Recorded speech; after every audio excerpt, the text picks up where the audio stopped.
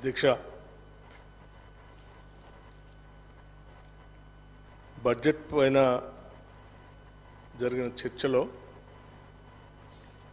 పెద్దలు కడియం శ్రీహరి గారు, మహేశ్వర్ రెడ్డి గారు, అక్బరుద్దీన్ ఓవైసీ గారు, బాలు నాయక్ గారు, కోనంనేని సాంబశివరావు గారు, నాయన్ రాజేందర్ రెడ్డి గారు, కుంభం అనిల్ కుమార్ రెడ్డి గారు, పాయల్ శంకర్ గారు, డాక్టర్ వంశీకృష్ణ గారు, పాల్వాయి హరీష్ బాబు గారు, డాక్టర్ రామ్మోహన్ రెడ్డి గారు, శ్రీ వాకిటి శ్రీహరి గారు చాలా సుదీర్ఘంగా మాట్లాడి వారి అభిప్రాయాల్ని, అమూల్యమైనటువంటి సలహాలని కూడా సభ దృష్టికి తీసుకుని వచ్చారు. అధ్యక్ష, వారందరికీ నా హృదయపూర్వకమైనటువంటి ధన్యవాదాలు.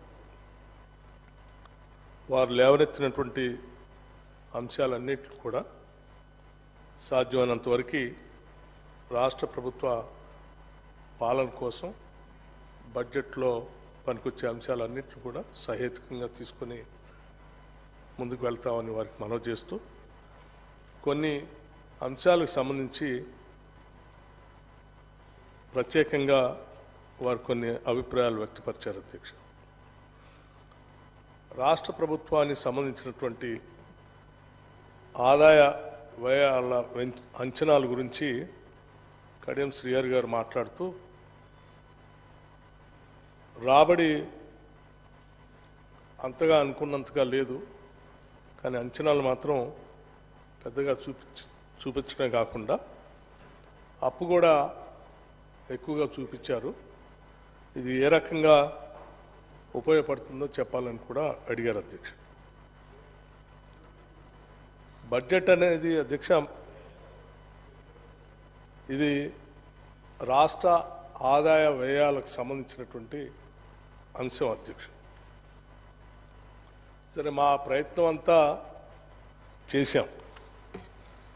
ఈ చేసే ప్రయత్నాల్లో భాగంగా సాధ్యమైనంత వరకు తెచ్చుకున్న తెలంగాణ రాష్ట్రానికి డాక్టర్ బాబాసాహెబ్ అంబేద్కర్ గారు అందించినటువంటి భారత రాజ్యాంగం,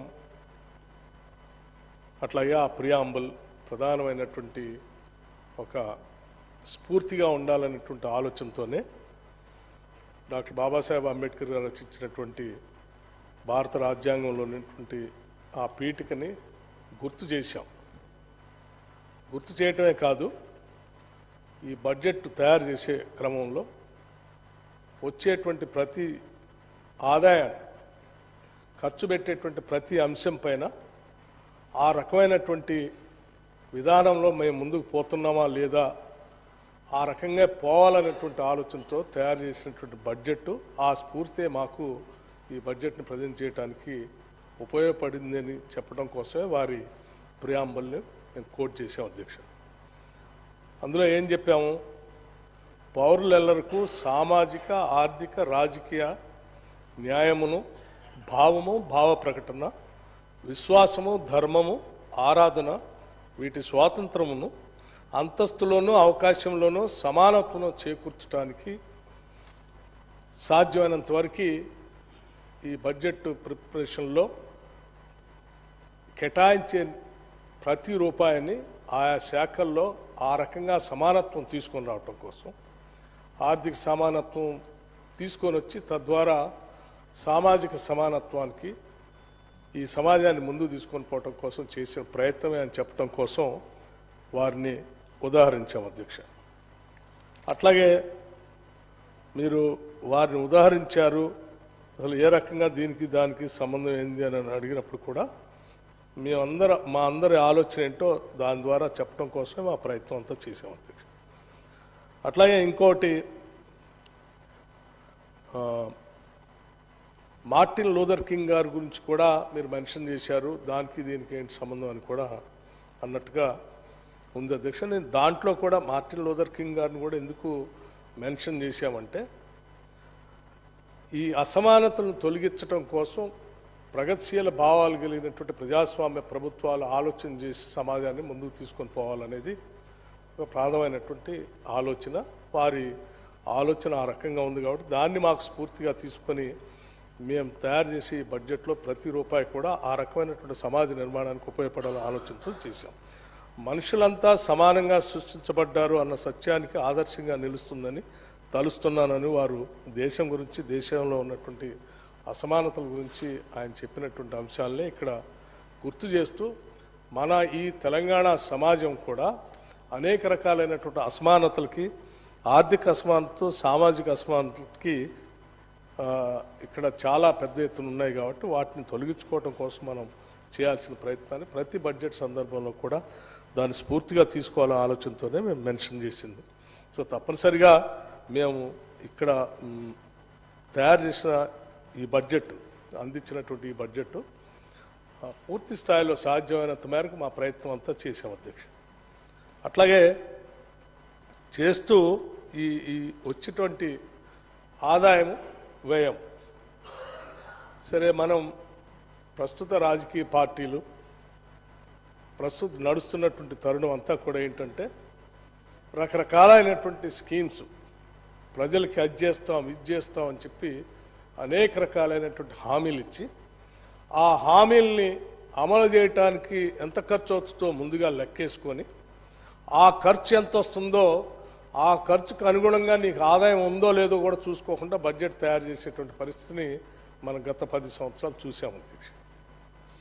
అలా చేయటం వలన పెద్ద ఎత్తున ఈ బడ్జెట్లో తయారు చేసినటువంటి అనేక స్కీములకి రావాల్సిన నిధులు అందకపోవటం వలన ఆయా వర్గాలు బడ్జెట్లో నిధులైతే కేటాయించారు కానీ దాని నిధులు రిలీజ్ కానీ ఆ రిలీజ్తో వారు పొందాల్సినటువంటి ఉపశమనం కానీ పొందలేకపోయారని చెప్పడం కోసమే మేము చాలా సందర్భాల్లో ఉన్న వాస్తవ బడ్జెట్ని తీసుకొని రావాలని గతంలో కూడా మాట్లాడాం. నేను గతంలో ప్రతిపక్షంలో కూర్చున్నప్పుడు కూడా ప్రతి బడ్జెట్ సమావేశంలో బడ్జెట్ మీరు వేసే అంచనాకి ఖర్చు పెట్టేదానికి చాలా పెద్ద ఎత్తున వ్యత్యాసం ఉంది. ఈ వ్యత్యాసం వల్ల చాలామంది ప్రజానికం నష్టపోతూ ఉన్నారు. ఆ నష్టపోయేటువంటి ప్రక్రియ సరైనది కాదని చాలా సందర్భాల్లో అక్కడ కూర్చొని కూడా చెప్పాను. కావాలంటే నేను ఆ మాట్లాడినటువంటి ఆ బడ్జెట్ స్పీచ్ని కూడా తీసుకొని వచ్చాను అధ్యక్ష. నేను వాటిని కూడా ఉదాహరిస్తాను. దీంట్లో నేను స్పష్టంగా మేమేం చేశాము, ఈసారి అనవసరమైనటువంటి భేషజాలకు పోకుండా అసలు వచ్చే ఆదాయం ఎంత, మనం ఎంతవరకు సహేతుకంగా ఖర్చు పెట్టగలం, వచ్చే ఆదాయం ఎంత, కంపల్సరీ ఖర్చు పెట్టాల్సింది ఎంత, ఇచ్చినటువంటి హామీలకి మనం ఎంత చేయగలం అనేది ఆలోచన చేసి చాలా సహేతుకంగా ఈ బడ్జెట్ ప్రిపేర్ చేసాం అధ్యక్ష. జనరల్గా అయితే బడ్జెట్ మనం గత 10 ఏళ్ళుగా చూస్తూ ఉన్నాం. గత 10 ఏళ్ళుగా చూసిన ప్రక్రియ ఏంటంటే ప్రతి సంవత్సరం ఆదాయం ఉన్నా లేకపోయినా గతంలో ప్రకటించినటువంటి బడ్జెట్కి అదనంగా ఒక 20% బడ్జెట్ని పెంచుకుంటూ పోయారు తప్ప ఆ గతంలో ప్రవేశపెట్టినటువంటి బడ్జెట్ రియాలిటీలోకి వచ్చిందా లేదా, ఆదాయం వచ్చిందా లేదా, ఖర్చు చేశామా లేదా అనేది కూడా చూసుకోకుండా బడ్జెట్ ఎస్టిమేషన్స్ గత సంవత్సరం ఏది ఉంటే దానికి ఇంకో 20% పెంచుకుంటూ పోయారు. అలా పోతూ చేసినటువంటి బడ్జెటే ఈ 10 సంవత్సరాలు చూసాం. మేము ఈసారి అలా చేయదలుచుకోలేదు. బడ్జెట్ మనం ఏదైతే అంచనాలు వేస్తామో ఆ వేసిన బడ్జెట్ ఖర్చు కూడా దాదాపు ఒక 5% మ్యాక్సిమం ఉంటే 5-6% కంటే తేడా లేకుండా ఉండేటట్టుగా చూడాలనేది మా ఆలోచన. అందుకోసమే మీరు గతంలో బడ్జెట్ మీరు ప్రవేశపెట్టినప్పుడు ఆ బడ్జెట్ దాదాపు ఒక 3 లక్షల కోట్ల దాకా మీరు బడ్జెట్ ప్రవేశపెట్టారు. దాన్ని కుదించి మేము ఈసారి చాలా తక్కువతో బడ్జెట్ ప్రవేశపెట్టినప్పుడు చాలామంది ఎందుకు మీరు బడ్జెట్ని తగ్గిస్తూ ఉన్నారు, ఈ రకంగా తగ్గించడం వల్ల ఇది మీరు సరైన బడ్జెట్ కాదని అంటారేమో, మీరు ఆలోచన చేయండి అని చాలామంది చాలా రకాలుగా కూడా చెప్పారు అధ్యక్ష. కానీ మేము చాలా స్పష్టంగా ఒక మాట చెప్పదలుచుకున్నాం. ఎవరు ఏమనుకున్నా వాస్తవ పరిస్థితులు ప్రజలందరికీ తెలియాలి. మనం ఇచ్చిన హామీలు వచ్చే ఆదాయానికి సరిపోయేటట్టుగా ఉండాలి. అలా ఉన్నప్పుడే రేపొద్దున భవిష్యత్తులో ఇబ్బందులు లేకుండా రాష్ట్ర పాలన జరుగుతుందనే ఆలోచనతోనే మేము 2,75,891 కోట్లకి బడ్జెట్ను ప్రవేశపెట్టాము అధ్యక్ష. ఈ ప్రవేశపెట్టినటువంటి ఈ బడ్జెట్లో నాకు తెలిసి గతంలో ప్రవేశపెట్టిన బడ్జెట్ లాగా 20% లేకపోతే ఆ పైన గ్యాప్ ఉండేటట్టుగా మాత్రం ఉండదని చాలా స్పష్టంగా చెప్తా ఉన్నాను. మీరు ఒకసారి ఆలోచన చేయండి అధ్యక్ష. 2014-15 దగ్గర నుంచి మొదలు పెడితే 2022-23 వరకు, సరే 23-24 వరకు కూడా, సరే అది ఇంకా పూర్తి ఇంకా కాలేదు, ఇంకొక ఒక నెల 2 నెలల దాకా టైం ఉంది. సో 2014 నుంచి తీసుకుంటే అప్పుడు ప్రవేశపెట్టినటువంటి బడ్జెట్ 1,638 కోట్ల అధ్యక్ష. ఎక్స్పెండిచర్ వచ్చి కేవలం 62,306 కోట్లు మాత్రమే చేశాం. గ్యాప్ బడ్జెట్కి ఖర్చుకి 38,332 కోట్ల రూపాయలు గ్యాప్ అధ్యక్ష. 1,00,000 కోట్లలో రమారవి 40 కోట్లు ఆదాయమే లేకుండా బడ్జెట్ ఖర్చు పెడితే ఎంత ఇబ్బంది ఉంటుందో ఒకసారి గౌరవ ప్రతిపక్ష నాయకులంతా కూడా ఆలోచించారు. అట్లాగే 2015-16 కూడా అధ్యక్ష, అది కూడా 17,878 కోట్లు గ్యాప్. 2016-17 1,30,416 కోట్లు ప్రజెంటేషన్ చేస్తే, సరే ఆ సంవత్సరం ఒకసారే కొద్ది 8,680 కోట్లు తగ్గింది. 2017-18 1,49,646 కోట్లకి బడ్జెట్ ప్రజెంట్ చేస్తే ఖర్చు పెట్టింది ఎక్స్పెండిచర్ వచ్చి 1,20,211 కోట్లు. అంటే దాదాపు 29,435 కోట్లు తేడా. ఇది 80.3% గ్యాప్తో ఉంది అధ్యక్ష. 2018-19 1,74,454 కోట్లు బడ్జెట్ ప్రజెంట్ చేస్తే ఎస్టిమేట్స్ 1,35,328 కోట్లు. అంటే దాదాపు ఇది కూడా 77.6% మాత్రమే ఖర్చు చేశారు. 39,126 కోట్లు బడ్జెట్ ప్రజెంట్ చేసిన దాంట్లో ఖర్చు పెట్టలేదు అధ్యక్ష. 2019-20కి వచ్చి 1,46,492 కోట్ల రూపాయలు బడ్జెట్ ఎస్టిమేషన్ ఇస్తే, సరే 1,42,857 కోట్లు ఈ ఒక్క సంవత్సరం కూడా కొంత 3,635 కోట్లు వరకే పరిమితం అయ్యి ఆగిపోయింది అధ్యక్ష. 2020-21కి వచ్చేవరకు మళ్ళీ ఇక్కడికి వచ్చేవరకు 86% మాత్రమే ఖర్చు పెట్టారు. 1,82,914 కోట్లు బడ్జెట్ ఎస్టిమేషన్ వేసి మీరు ప్రజెంట్ చేస్తే కేవలం ఖర్చు పెట్టింది 1,57,000 మాత్రమే. 1,57,547 కోట్లు మాత్రమే. అంటే గ్యాప్ వచ్చి 25,367 కోట్లు ఖర్చే కాదు. 2021-22 అధ్యక్ష ఇక్కడ చూడండి, 2,30,30,726 కోట్ల రూపాయల బడ్జెట్ ప్రజెంట్ చేస్తే ఖర్చు పెట్టింది 1,82,998 కోట్లు. అంటే కేవలం 79% మాత్రమే ఖర్చు పెట్టాం. 47,728 కోట్లు ఖర్చే పెట్టలేదు. 2022-23 2,56,859 కోట్లు అధ్యక్ష. ఖర్చు పెట్టింది 2,04,523 కోట్లు. దాదాపు 79.6% మాత్రమే ఖర్చు పెట్టారు. అంటే 52,336 కోట్ల రూపాయలు ఖర్చు పెట్టలేదు. అట్లాగే మొత్తంలో చూస్తే అధ్యక్ష 14,87,834 కోట్లు మీరు బడ్జెట్ ఎస్టిమేషన్ చేసి ఈ 9 సంవత్సరాలు పెడితే, ఈ సంవత్సరం కాకుండా ఖర్చు పెట్టింది 12,25,316 కోట్లు. అంటే మొత్తం అన్న యావరేజ్ 82.4% మాత్రమే 10 ఏళ్లలో ఖర్చు పెట్టింది. 2,62,518 కోట్లు రాబడి లేకుండా ఈ 10 ఏళ్లలో బడ్జెట్ పెట్టారు. ఇది ఈ సంవత్సరం అధ్యక్ష 2023-24 కూడా నేను చెప్పాను, ఆ బడ్జెట్ ప్రవేశపెట్టినప్పుడు కూడా చెప్పాను, దాదాపు 70,000 గ్యాప్ ఉంటుంది. 70,000 కోట్లు, 70,000 crores గ్యాప్ ఉండేటువంటి బడ్జెట్ని ప్రవేశపెడితే మనం ప్రజలకు ఇచ్చినటువంటి వాగ్దానాలని లేకపోతే అవసరం అయ్యే ఖర్చుని ఎక్కడి నుంచి తీసుకొస్తారు అంటే తెస్తున్నారు. ఎందుకంటే ఆ రాబడి ఉండదు కాబట్టి. ఏం చేస్తారు? అంతిమంగా ఖర్చు పెట్టకుండా ఎత్తేస్తారు. ఎత్తేస్తే జరిగే నష్టం ఎవరికి అధ్యక్ష? ఎవరికి అధ్యక్ష అంటే జనరల్గా బడ్జెట్లో పెట్టిన ప్రతి రూపాయి కూడా ముందుగా ఎవరెవరికి ఇస్తారో వాళ్ళకి ఇచ్చుకుంటూ పోతారు. శాలరీస్, ఎస్టాబ్లిష్మెంటు, అప్పులు అంటే లోన్, డెట్ సర్వీసింగ్, వీటన్నిటికీ రావాల్సినవన్నీ పోతాయి.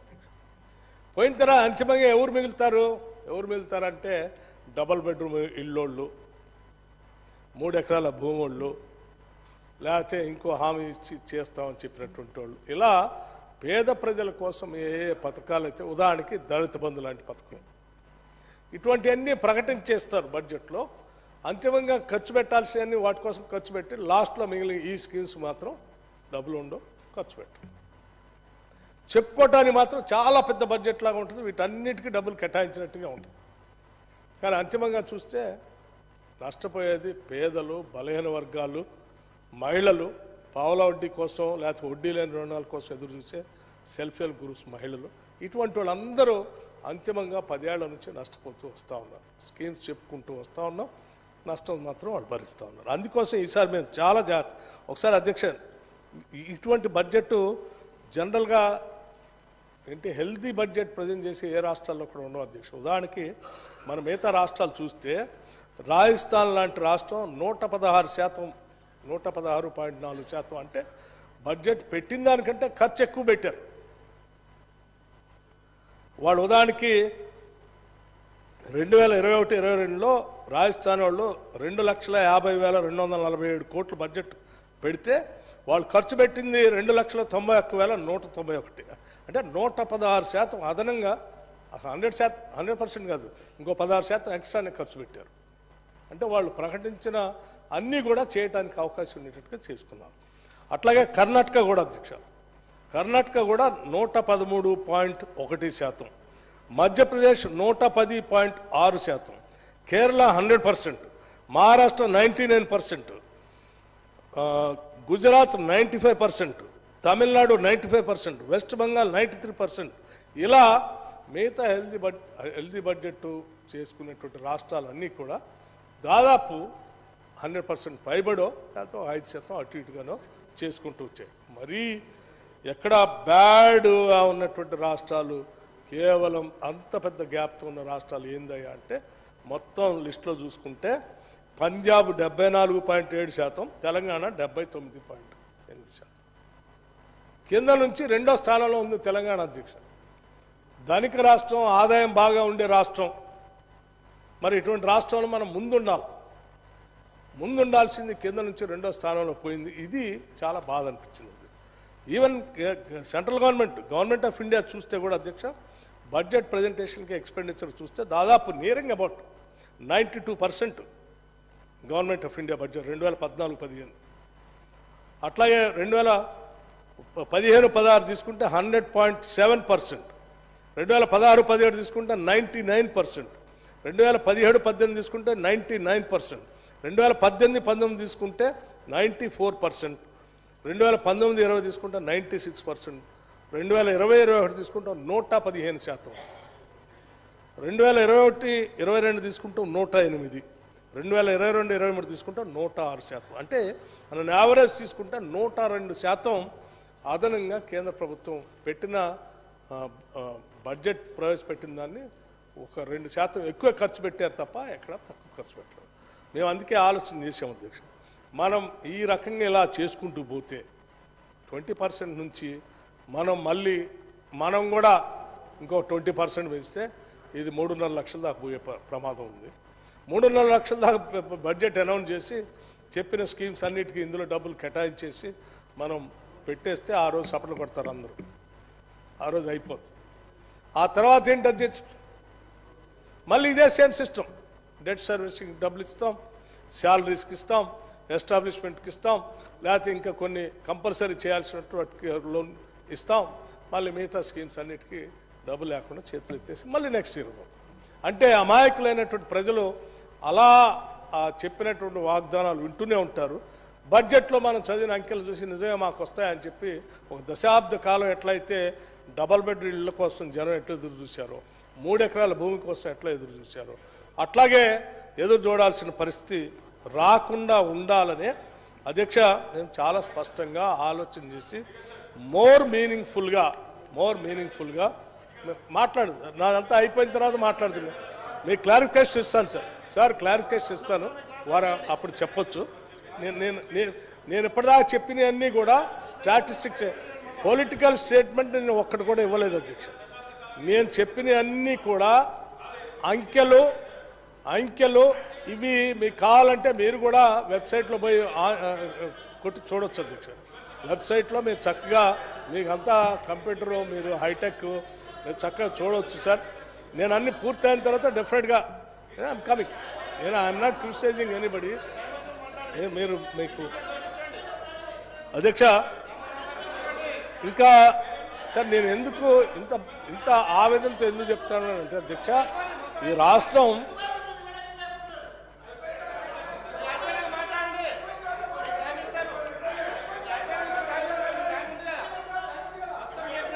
అధ్యక్ష నేను ఎందుకు తప్పనిసరిగా ఇస్తాను అధ్యక్ష. మీకు క్లారిఫికేషన్ ఇస్తాం, డెఫినెట్గా మాట్లాడవచ్చు అధ్యక్ష, డెఫినెట్గా ఇస్తాం అధ్యక్ష. నేను ఎందుకు ఇంత చెప్తా ఉన్నానంటే సార్ ఎందుకు చెప్తా ఉన్నానంటే మనది ధనిక రాష్ట్రం, చాలా కొట్లాడి దశాబ్దాల పోరాట ఫలితంగా తెచ్చుకున్న రాష్ట్రం, ధనిక రాష్ట్రం. దేశం అంతా మనకెళ్ళి చూస్తూ ఉంది.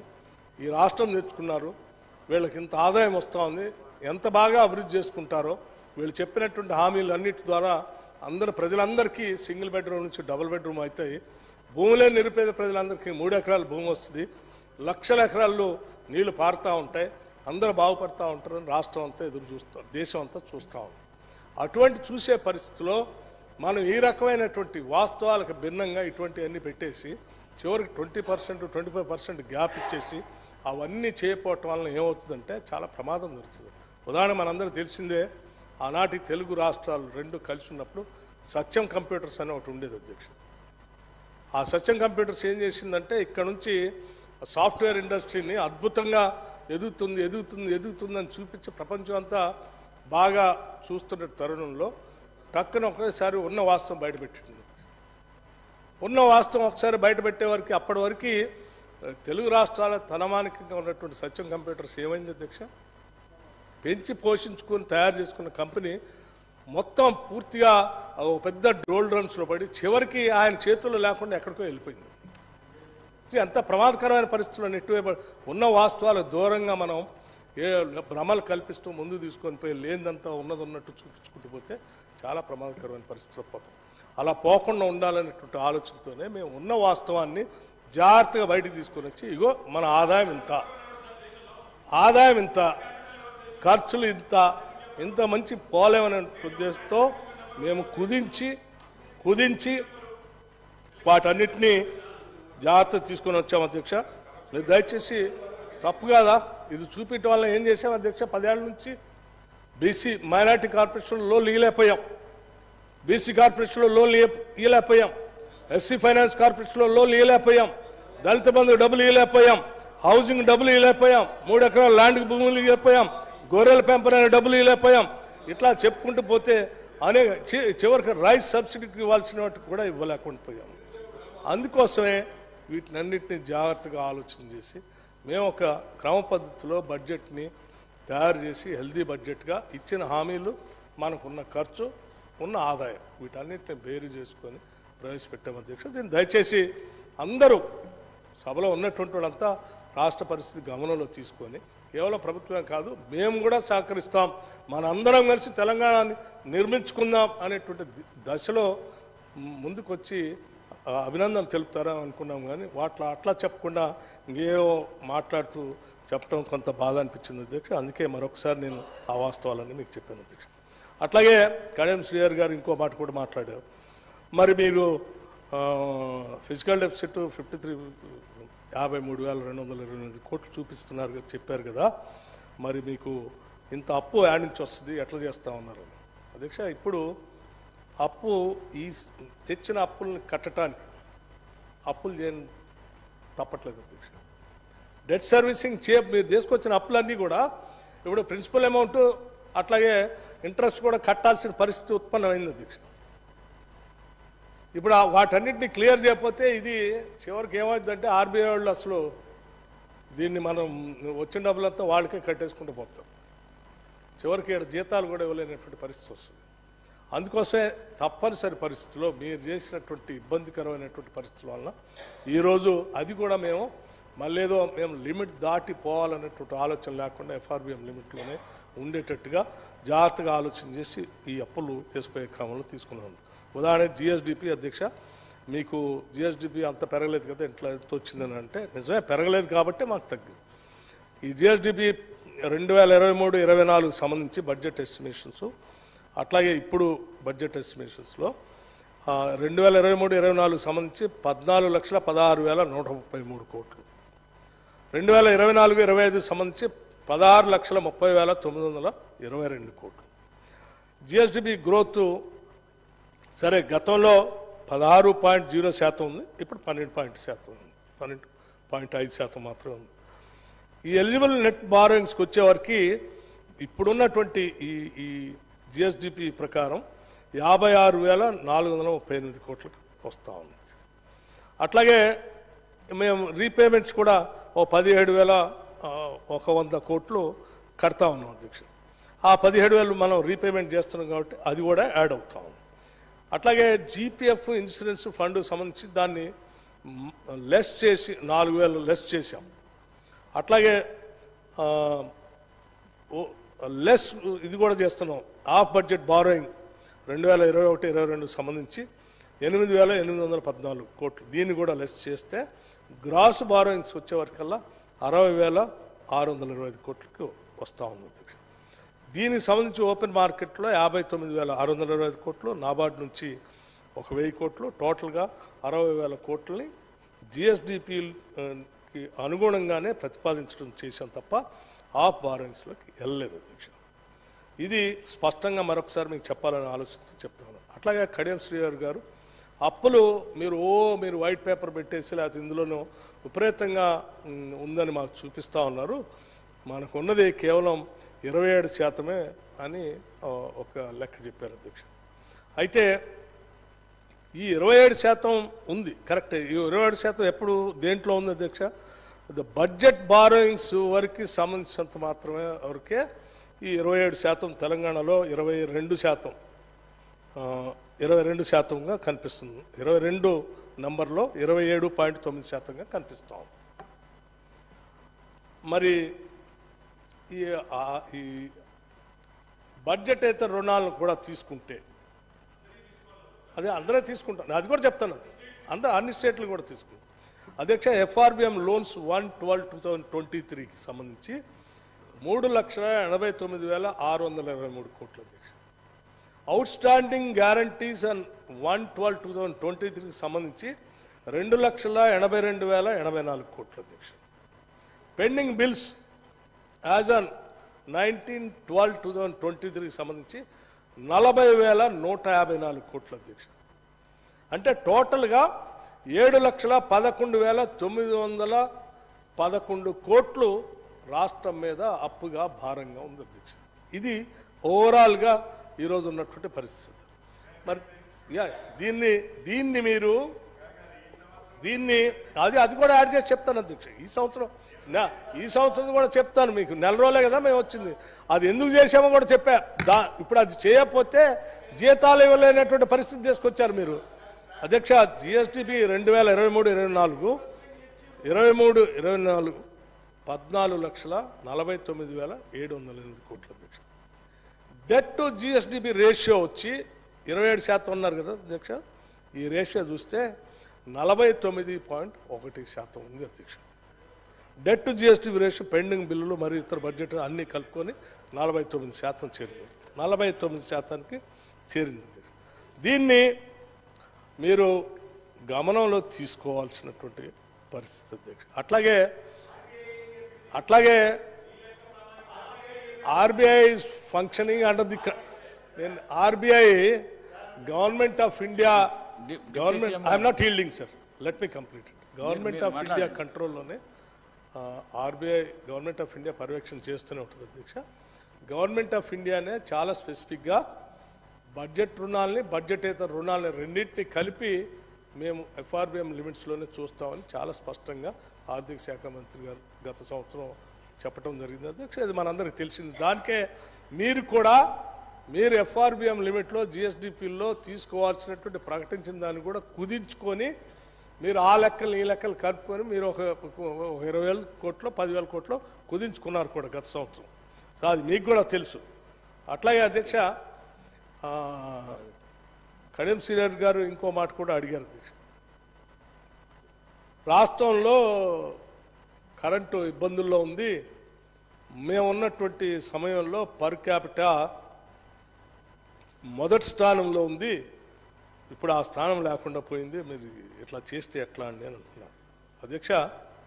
All India electricity statistics general review, all India electricity statistics general review 2023 దాని ప్రకారమే సార్ 2023 సార్ నేను 2023 మీదే కదా, 2023 మందే కదా, మా ఇమీడియట్ చెప్తాం కదా. అవకాశం వచ్చినప్పుడు how do you relativity theory కదా, హౌ డు యూ కంపేర్ ఇమీడియట్గా ప్రీవియస్ ఇయర్ అని చెప్తాను. సో దానికి 2023లో ఇదే ఎక్కడ ఉంది అధ్యక్ష, 10th ప్లేస్లో ఉండి kilowatt hour per unit 2,126 per person per year 10th ప్లేస్లో వెళ్ళాము. ఇది మరి మేం చేసింది కాదుగా, మీరే మొదటి స్థానంలో ఉంది అని చెప్తే మేమేదో మొదటి స్థానం నుంచి 10వ స్థానంలో తీసుకొని రాలేదు అధ్యక్ష. ఇది స్టాటిస్టిక్స్ ప్రకారం ఉన్న లెక్కని మీకు చెప్తా ఉన్నాం. మేము వచ్చిన తర్వాత ఇంకా దాన్ని కూడా సరి చేస్తున్నాం, దాని లెక్కలు కూడా చెప్తాం. అట్లాగే అధ్యక్ష జాబ్ క్యాలెండర్ గురించి శ్రీహరి గారు అడిగారు, చాలా సంతోషం. గత ఈ రాష్ట్రం తెచ్చుకున్నదే ఉద్యోగాల కోసం. 10 సంవత్సరాలు అధ్యక్ష ఉద్యోగాల కోసం ఎదురు చూసి చూసి చూసి గడ్డాలు మీసాలు పెంచుకొని పిచ్చోళ్ళే రాష్ట్రంలో యువత అంతా తిరుగుతూ ఉన్నారు. 10 సంవత్సరాలు అధ్యక్ష గ్రూప్ 1 పరీక్ష కోసం ఉస్మానియా యూనివర్సిటీ నుంచి మొదలు పెడితే రాష్ట్రంలో ఉన్న అన్ని యూనివర్సిటీస్, రాష్ట్రంలో ఉన్న అన్ని కోచింగ్ సెంటర్స్లో తల్లిదండ్రులు పాపం కూలీనాలు చేసుకొని పోగేసిన డబ్బులన్నీ వాళ్ళ కోసం పెట్టుబడి పెడితే 10 సంవత్సరాలు ఒక్క గ్రూప్ 1 రిక్రూట్మెంట్ కూడా చేయలేకపోయారు. ఒక్కడు కూడా చేయలేకపోయారు కదా. ఎంతమంది తల్లులు కన్నీరు పెట్టారో మీకు తెలియదు కాదు. అటువంటి ఉద్యోగస్తుల కోసం ఈరోజు మేము చాలా స్పష్టంగా చెప్పాం. ఎన్నికల హామీలప్పుడు కూడా చెప్పాము, మేము జాబ్ క్యాలెండరు అనౌన్స్ చేస్తాం, పబ్లిక్ సర్వీస్ కమిషన్ని ప్రక్షాళన చేస్తామని చెప్పాం. ఈరోజు అధ్యక్ష పబ్లిక్ సర్వీస్ కమిషన్ సంబంధించి పూర్తి స్థాయిలో ప్రక్షాళన చేయటమే కాకుండా దానికి కావాల్సినటువంటి అదనపు సిబ్బందిని ఇచ్చాం. ఆ సిబ్బందికి కావాల్సిన 40 కోట్ల రూపాయలు వెంటనే మంజూరు చేసే ఏమాత్రం ఆలస్యం చేయకుండా వాళ్ళ పనిలో వాళ్ళు ఉన్నారు. ఇవాళ గ్రూప్ 1 సర్వీస్లో ఇప్పటికే అనుమతించిన 503 పోస్టులకి అదనంగా ఇంకొక 64 పోస్టులు మంజూరు చేయటం జరిగింది అధ్యక్ష. వైద్య ఆరోగ్య శాఖలో ఇప్పటికే 6,956 నర్సింగ్ ఆఫీసర్లకు నియామక ప్రక్రియ పూర్తి చేసి పెద్ద ఎత్తున పబ్లిక్గా లాల్ బహదూర్ స్టేడియంలో ఉద్యోగస్తులు ఒక్కరికే కాదు అధ్యక్ష, వాళ్ళ కుటుంబ సభ్యులను కూడా అందరినీ పిలిచి, అమ్మ మీ సంతోషంలో మేము కూడా పాల్పంచుకున్నాం, మీ కుటుంబ సభ్యులు కూడా తీసుకొని రండి అని చెప్పి అందరిని కూర్చోబెట్టి ఒకటే రోజు 6,956 నర్సింగ్ ఆఫీసర్ పోస్టులే మా ముఖ్యమంత్రి గారు, మా వైద్య ఆరోగ్య శాఖ మంత్రి గారు, నేను, మిగతా మంత్రులు అందరం కలిసి ఆ రోజు ఒకటేసారి. మీరు ఎప్పుడైనా 6,000 మందికి ఎప్పుడైనా ఇచ్చారా? కానీ 6 కూడా ఈ రైతులు. ఎందుకు అధ్యక్ష?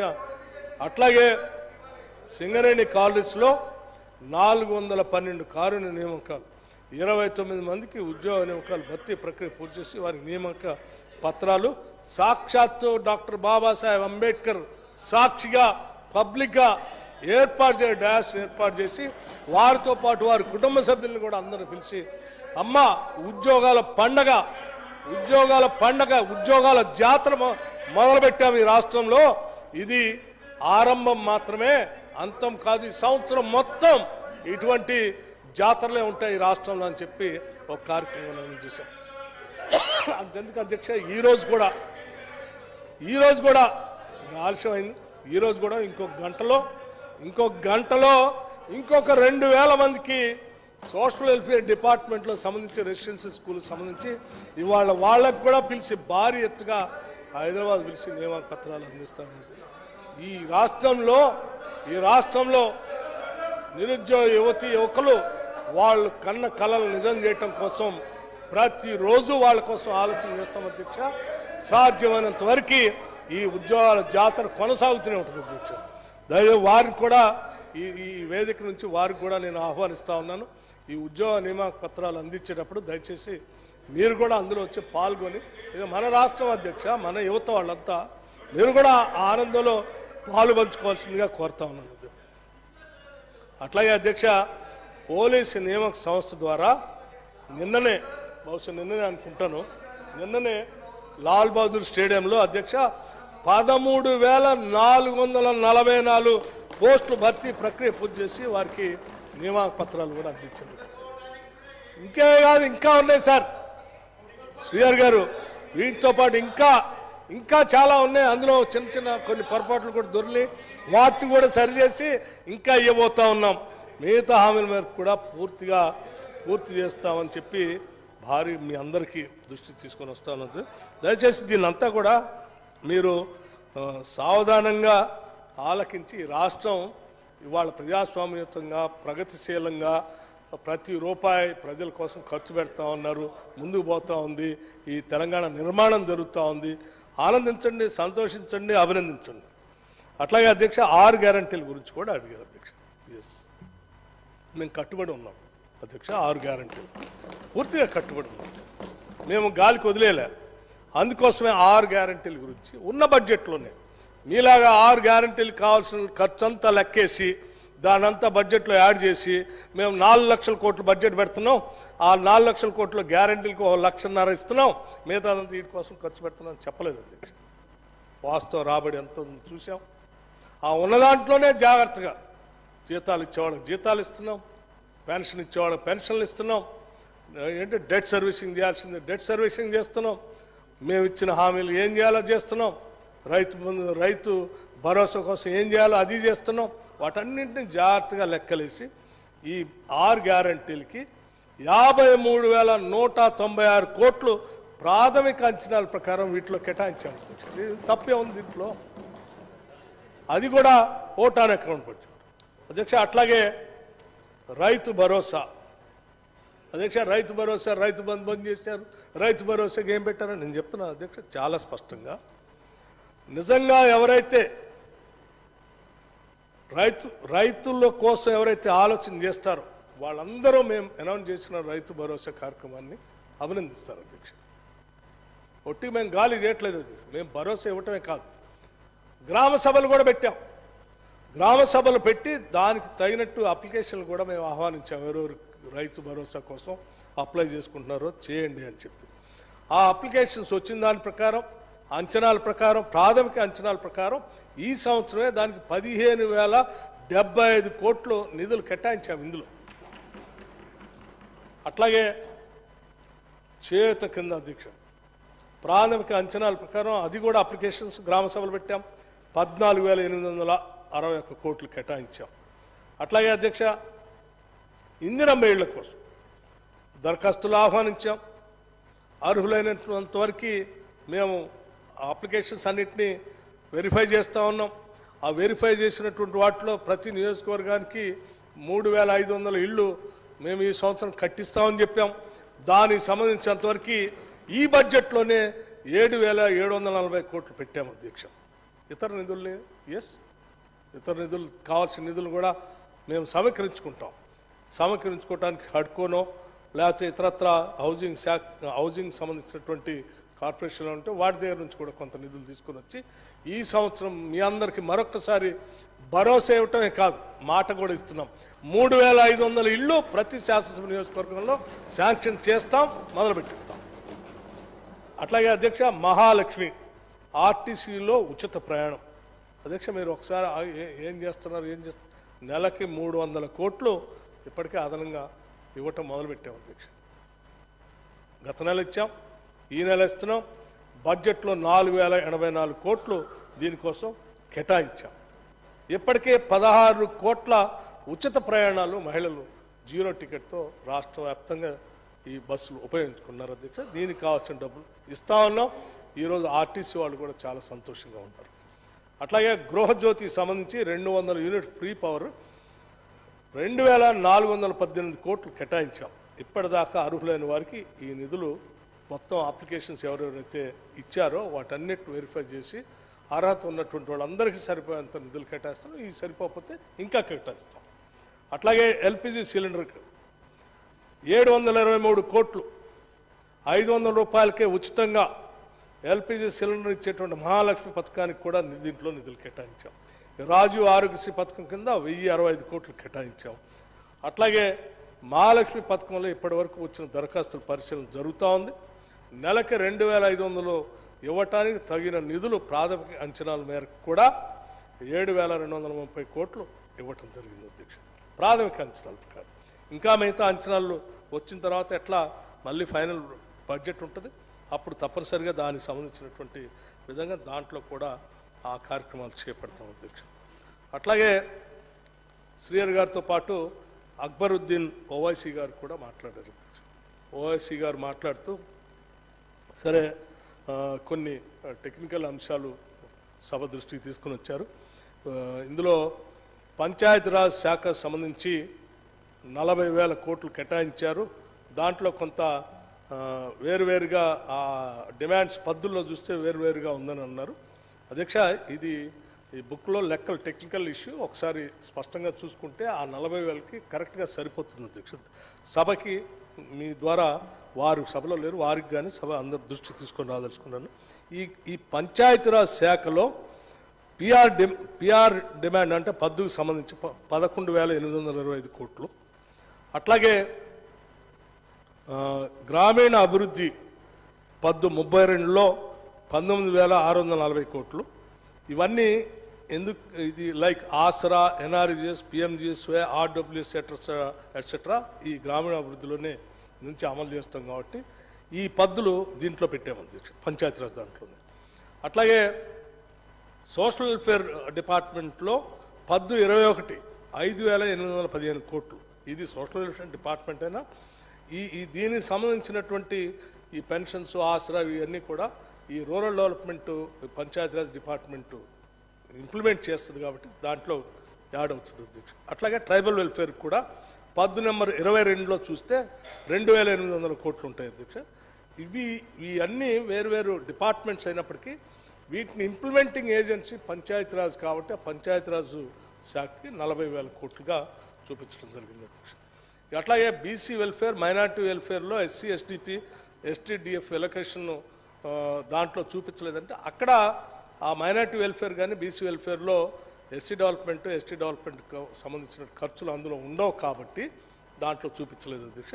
మిగతా పైదానికి స్పష్టంగా 40,000 టాలీ అవుతుంది. ఒకసారి చూడవలసిందిగా వారిని కోరుతా ఉన్నాం. ఇక రెండొక ప్రభుత్వ ఉద్యోగులకు సంబంధించిన రెండవ వేతన సవరణ గురించి అడిగారు. శ్రీ ఎన్ శివశంకర్ ఐఏఎస్ రిటైర్ అయినటువంటి వారిని, అట్లాగే సభ్యులు బి రామయ్య రిటైర్డ్ సభ్యులుగా 2/10/2023 నాడు నియమించడం జరిగింది అధ్యక్ష. ఈ కమిటీ రాబోయే 6 నెలల్లో స్టడీ చేసి వారి రిపోర్ట్ సమర్పించవలసి ఉంది, సమర్పిస్తారు అధ్యక్ష. అట్లాగే అధ్యక్ష ఇంకా కొన్ని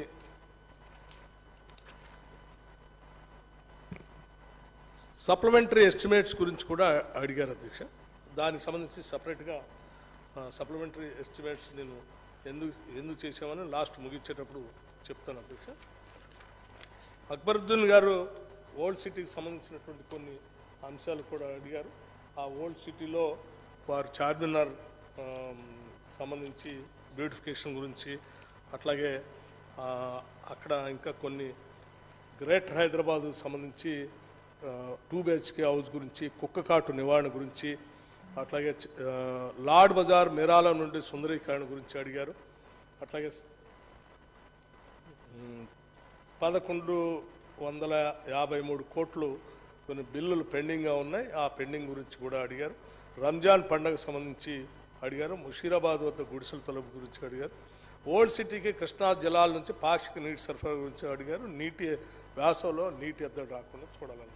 వీటన్నిటిని కూడా తప్పనిసరిగా ప్రభుత్వం గమనంలో తీసుకొని వీటన్నిటిని అమలు చేయడానికి ఇప్పటికే ప్రభుత్వం ఆలోచన చేస్తూ ఉంది. అధ్యక్ష, అక్బరుద్దీన్ గారికి మీ ద్వారా చెప్తా ఉన్నాం, వీటన్నిటిని చేయడానికి ప్రభుత్వం సిద్ధంగా ఉంది.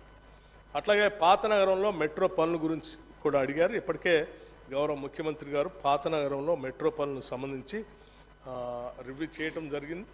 మీరు అడిగిన దాని మీద అట్లాగే కాంగ్రెస్ ప్రభుత్వానికి ఉన్నటువంటి ప్రయారిటీ కూడా వీటన్నిటిని దృష్టిలో పెట్టుకొని మెట్రో రైలు పనికి సంబంధించి ఇప్పటికే ఆదేశాలు కూడా ఇచ్చారు. అధ్యక్ష, అట్లాగే మహేశ్వర్ రెడ్డి గారు బీజేపీ మిత్రులు కొన్ని విషయాలు అడిగారు. అధ్యక్ష, కేంద్రం నుంచి నిధులు తెచ్చుకోవాలని సూచించారు. ఎస్, మేము తప్పనిసరిగా పూర్తిగా కేంద్రం నుంచి వచ్చే గ్రాంట్స్ ద్వారా వచ్చాయి, కానీ ఇతరత్ర కానీ నిధులు తెచ్చుకోవటానికి మా ప్రయత్నం అంతా మేము చేస్తాం. అధ్యక్ష, మీరు కూడా తప్పనిసరిగా మాకు సహకరించాలని ఆ కేంద్రంలో ఉన్నటువంటి భారతీయ జనతా పార్టీకి సంబంధించిన ప్రభుత్వానికి మీరు కూడా ఒక మాట చెప్పి సాధ్యమైనంత వరకు ఎక్కువ నిధులు వచ్చేటట్టుగా చూడవలసిందిగా చెప్తా ఉన్నారు. అధ్యక్ష, అట్లాగే ఫోటో గురించి కూడా అడిగారు. తప్పనిసరిగా కేంద్రం నుంచి వచ్చే స్కీమ్స్ ఏమైనా ఉంటే అక్కడ ప్రధానమంత్రి ఫోటోలు పెట్టడానికి మాకేం ఇబ్బంది లేదు.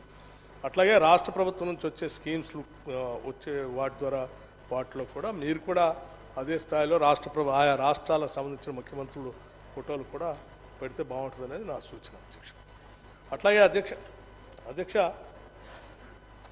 ఈ సప్లిమెంటరీ అట్లాగే మన సప్లిమెంటరీ ఎస్టిమేట్స్ గురించి 46,000 కోట్ల రూపాయలు ఇట్లా ఇంత పెద్ద మొత్తంలో వచ్చింది, ఎట్లా దీన్ని ఎట్లా సరి చేస్తే అని అడిగారు. దీనికి హౌస్ అప్రూవల్ ఉందా లేదు. అధ్యక్ష, దీంట్లో హౌస్ అప్రూవ్ ఉన్నటువంటి 44,444 కోట్లు అంటే దళిత బంధు దగ్గర నుంచి మొదలు పెడితే ఎకనామిక్ సపోర్ట్ స్కీమ్స్ వరకు 339 చాలా స్కీమ్స్ ఉన్నాయంటే 1 నుంచి 14 వరకు ఉన్నాయి. చదివి వినిపించమంటే నేను చదివి వినిపిస్తాను, అవసరం లేదంటే సంఖ్య వరకు చెప్తాను. ఈ 44,444 కోట్లకి ఈ హౌస్ బడ్జెట్ పాస్ చేసింది. అనుమతి ఉంది. అయితే ఈ డబ్బులు నేను ఇందాక చెప్పానే బడ్జెట్ విపరీతంగా పెంచుకుంటూ పోతే మనం ఖర్చు పెట్టకుండా ఉంటామని, అలా ఖర్చు పెట్టకుండా ఉన్నట్టు శాఖల్లో ఉన్నటువంటి డబ్బులు ఇవి 44,444 కోట్లు. అవి ఇవి అన్నీ కలిపి ఆ బడ్జెట్ పాస్ చేసి ఉన్నా కానీ ఖర్చు పెట్టకుండా అట్లా మిగిలి ఉంటే వాటిని అప్రాప్రియేట్ చేసుకొని రీఅప్రాప్రియేట్ చేసుకొని వాటిని ఫార్మర్స్ డెట్ వేవర్ కోసం, లోన్స్ టు క్యాపిటల్ ఎక్స్పెండిచర్ కోసం, శాలరీస్ కోసం, పవర్ సబ్సిడీ కోసం, discoms losses under Uday, CSS, finance commission grants, capital expenditure, other small schemes కలిపి మొత్తం 46,643 కోట్లు. ఈ 46,643 కోట్లలో 44,444 కోట్లకి ఈ సభ ఆమోదం ఉంది. కేవలం లేనిదల్లా 2,000 కోట్లకి. ఆ 2,000 కోట్లకే సప్లిమెంటరీ ఎస్టిమేట్స్ని 2023-24 మీ సభ ముందు పెట్టి వాటిని పర్మిషన్ అడిగాం. అధ్యక్ష, మొత్తం 46,000 కోట్లు కాదు, కేవలం 2,000 కోట్లు. ఇవి మీ అందరికీ మీ దృష్టికి మీరు తీసుకొచ్చినటువంటి అంశాలన్నీ కూడా సాధ్యమైనంత వరకు సమాధానం వచ్చిందని నేను ఆశిస్తూ ఉన్నాను. అధ్యక్ష, ఇంకా ఏమన్నా ఉంటే సార్ మీరు ఏమంటారు క్లారిఫికేషన్లో ఏమన్నా అడిగితే చెప్పడానికి నేను సిద్ధంగానే ఉన్నాను. అధ్యక్ష, నాకేమీ భేషజాలు లేవు, మాకేమీ వేరే ఆలోచన లేదు. ఉన్న ఆదాయం ఇంత, ఖర్చు ఇంత, దీనికోసం ఈ స్కీమ్స్ ఉన్నాయి, ఈ శాలరీస్ ఉన్నాయి, ఈ డెట్ సర్వీస్ ఇంత ఉంది, దీనికోసం ఇంత ఖర్చు పెట్టాలా. మొత్తం యాన్యువల్ ఫైనాన్షియల్ స్టేట్మెంట్ని మేము ముందు ఉంచాము. దయచేసి దీన్ని అర్థం చేసుకొని దీన్ని సంతృప్తి పడ్డారని నేను అనుకుంటున్నాను. ఏకగ్రీవంగా దీన్ని అభినందిస్తారని నేను అనుకుంటున్నాను. Thank you. కడియం శ్రీహరి.